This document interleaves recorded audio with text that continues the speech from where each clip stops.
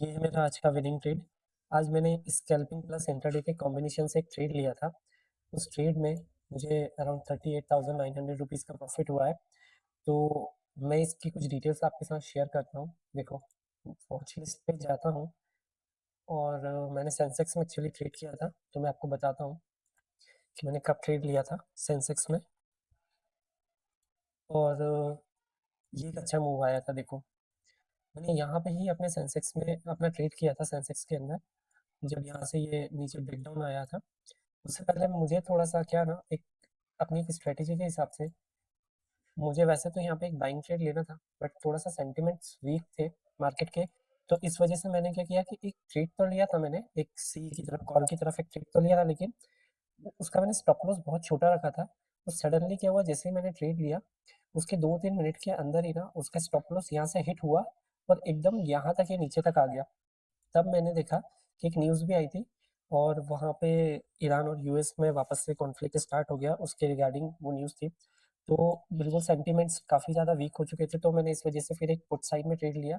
ज़्यादा क्वांटिटी नहीं थी मेरी, 3 लॉट्स में ही लिया था मैंने और मैंने इसको ऑलमोस्ट 5 मिनट पहले तक मैंने इसको होल्ड किया था और फिर उसको एग्ज़िट अपना प्लान किया था। तो उसी ट्रेड में जो ये मेरा प्रॉफ़िट था, जो आप ये पोज़ीशन देख पा रहे हो, 38,000 की उसी में मिली थी मुझे, उसी में मैंने ये प्रॉफ़िट अर्न किया है।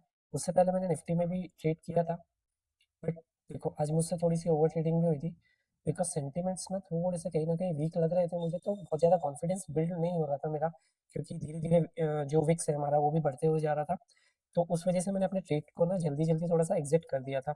लेकिन फाइनली जब वो एक न्यूज़ आई थी तो उस ट्रेड को मैंने होल्ड किया और अराउंड वो ट्रेड देखो मैंने कहाँ एग्ज़ीक्यूट किया था, पहले मैंने उसको एग्ज़ीक्यूट किया था 496 पे एग्ज़ीक्यूट किया था। उसके बाद मैंने अपना एक सेल भी कंप्लीट कर दिया था। देखो आप देख सकते हो यहाँ पे 567 पे ही मैंने सेल को कंप्लीट कर दिया था, लेकिन फिर मैंने वापस से उसको बाय किया 601 पे और उसको मैंने 1204 पे एग्ज़िट किया था और मैंने एग्ज़िट करने के बाद भी ये 1240 रुपए तक वापस गया हुआ था। बट मैंने 5 मिनट पहले एग्ज़िट कर दिया था। नहीं तो अराउंड वही जो आप प्रॉफ़िट देख रहे हो, जो ये पोज़ीशन है, ये 40,000 के आस-पास ही होती है मेरी ये पोज़ीशन। बट मैंने फिर भी बिना रिस्क के एग्ज़िट कर दिया था और होल्ड मैंने अपने ट्रेड को इसलिए नहीं किया क्योंकि अभी तो मार्केट डाउन है, बट अगर इन केस कुछ भी पॉज़िटिव निकल के आता है, तो हमारा प्रॉफ़िट अल्टीमेटली वापस चला जाए तो उससे कोई मतलब नहीं है। इस वज़ह से मैंने अपने ट्रेड को होल्ड नहीं किया, अदरवाइज़ मैं अपने ट्रेड को होल्ड भी कर लेता। बाकी देखो, एक्चुअली हुआ क्या था कि मैंने आजकल ना एक नए सेटअप पे काम किया है, जिसमें स्कैल्पिंग प्लस इंट्राडे जो हम नॉर्मल करते हैं, वो दोनों ही सेटअप का कॉम्बिनेशन के हिसाब से मैं ट्रेड करता हूँ। जैसे कि फॉर एग्ज़ाम्पल मैंने जो आज ट्रेड किया था मैं आपको बताता हूँ। अगेन मैं आपको पोज़ीशन पे ले जाकर के बताता हूँ। देखो वो जो स्ट्राइक प्राइस थी मेरी, वो थी 77,600 का पीई था। अब मैं उसी को सर्च करके आपको वापस से बताता हूँ कि मैंने किस तरीके से स्कैल्पिंग प्लस इंट्राडे का बेनिफिट लिया था इस ट्रेड में। तो उसके लिए हमें थोड़ा-सा वेट करके अपने टाइम फ्रेम को चेंज करना पड़ेगा। टाइम फ्रेम को 1 मिनट पे जाना पड़े लेकर के जाना पड़ेगा और यहाँ पे मुझे सर्च करना है स्ट्राइक प्राइस 77,600 जिसमें हमने ट्रेड किया था। देखो, 1 मिनट वापस मुझे चेक कर लेता हूँ मैं, वही स्ट्राइक प्राइस थी ना? हाँ, 77,600 का ही जो पुट था, वही लिया था और आपको इसका प्रॉपर लॉजिक बताता हूँ मैं कि मैंने इसको कहाँ से लिया था। देखो, 1 मिनट का टाइम फ्रेम है। अब इससे पहले आप इसको काफ़ी टाइम देख सकते हो। देखो, काफ़ी बार ये 1 मिनट के टाइम फ्रेम पे अगर देखोगे, तो ये यहाँ ओपन होकर के नीचे भी आया था। मैंने एक और बार ट्राई किया था, बट इस स्ट्राइक प्राइस में नहीं किया था।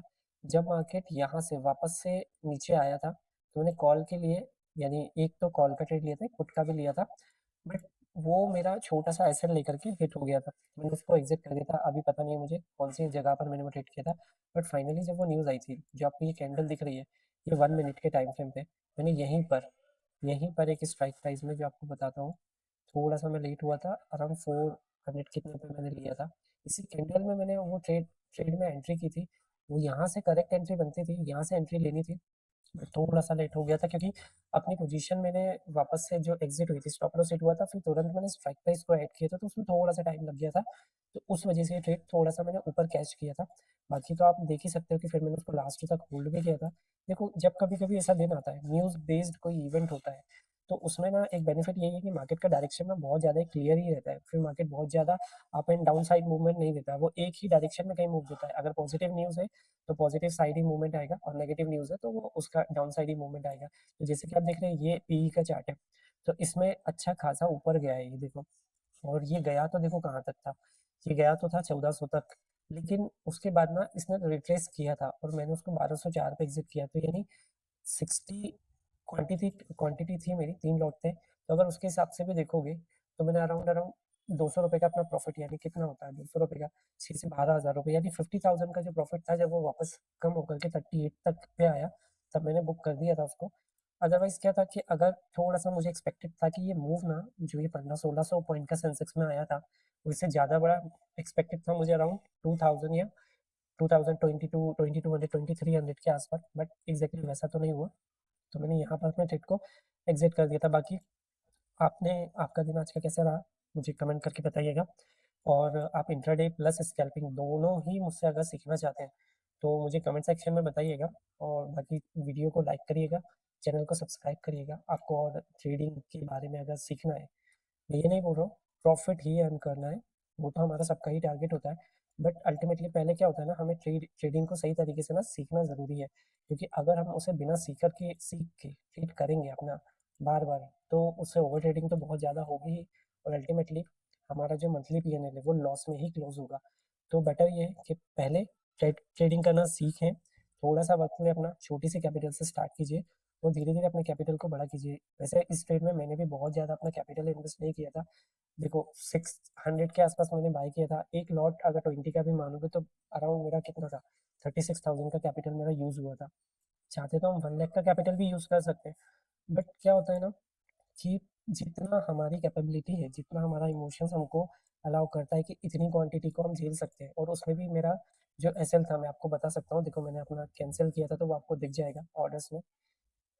देखो जब मैंने यहाँ पे इसको एंट्री ली थी 601 पे, यहाँ पे मैंने अपना एसएल रखा था 550 पे रखा था, सिर्फ 50 पॉइंट का मेरा एसएल था, यानी अगर 3 लॉट्स में करोगे तो 3000 रुपीज़ का ही मेरा लॉस था अगर होता तो। लेकिन प्रॉफिट उसके बदले में कितना लिया, देखो मैंने जैसे बताया वो गया कितने तक, 50,000 तक गया था, लेकिन फिर भी हमने कहाँ बुक किया उसको, 38,000 पे बुक कर दिया।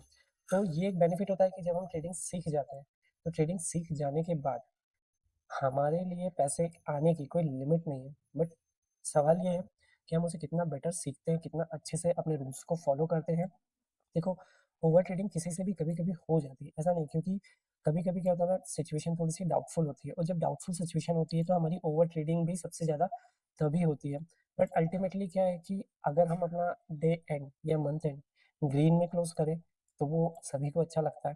तो बाकी बताइए आप लोगों का कैसा क्या रहा, मुझे कमेंट करके बताइएगा। और इन्फॉर्मेटिव वीडियो के लिए, एजुकेशनल वीडियो के लिए आप मेरे चैनल को सब्सक्राइब कर सकते हैं। मेरी कुछ स्ट्रेटेजीज भी है मेरे चैनल पे, अगर आप उससे सीखना चाहते हो तो वहाँ से वो वीडियो आप इजीली देख सकते हैं। और कोई नई स्ट्रेटेजी अगर चाहते हो तो मैं उसको डेफिनेटली डेवलप करके मैं आगे आपको शेयर करूँगा।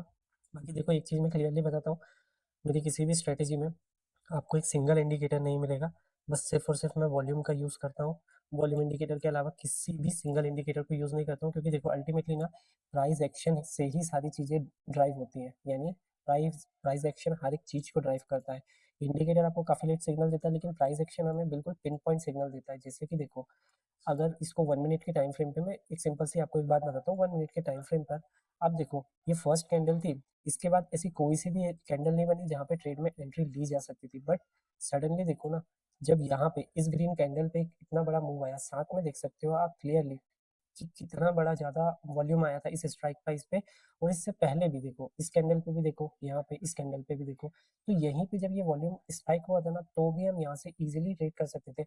बट अगर ये ऐसा होता कि यहाँ से ये एंट्री तो मिलती मुझे, बट यहाँ पे बहुत ज़्यादा वॉल्यूम नहीं दिखता, तो भी थोड़ा सा डाउट रहता। बट दो कंफर्मेशन हमारे लिए काफ़ी सही है, हम इजीली इसमें ट्रेड कर सकते थे और हमने अपना ट्रेड भी लिया। और बाकी देखो बाकी तो सब आपके सामने ही है। तो जैसा भी आपको लगे मुझे कमेंट कमेंट करके बताइए कमेंट सेक्शन में, कैसी लगी आपको ये वीडियो मेरी। देखो बहुत ज़्यादा मेरे पास कुछ सिस्टम अवेलेबल नहीं है, मैं आपको ग्राफिक्स नहीं दिखा सकता, सिंपल एक चार्ट है। और भले ही थोड़ा सा बोरियत लगता है चार्ट को देखना, बट हमें पैसा कमाना है, हमें कुछ फैंसी चीज़ें नहीं देखनी है। इसीलिए मैंने बोला कि जहाँ भी ट्रेड करो पहले सीखो एक बार, सीखने के बाद ही अपनी ट्रेडिंग में उस चीज़ को अप्लाई करो। चलो तो मिलते हैं किसी नेक्स्ट वीडियो में, तब तक के लिए अपनी ट्रेडिंग को इम्प्रूव करते रहिए। And all the very best for your trading journey.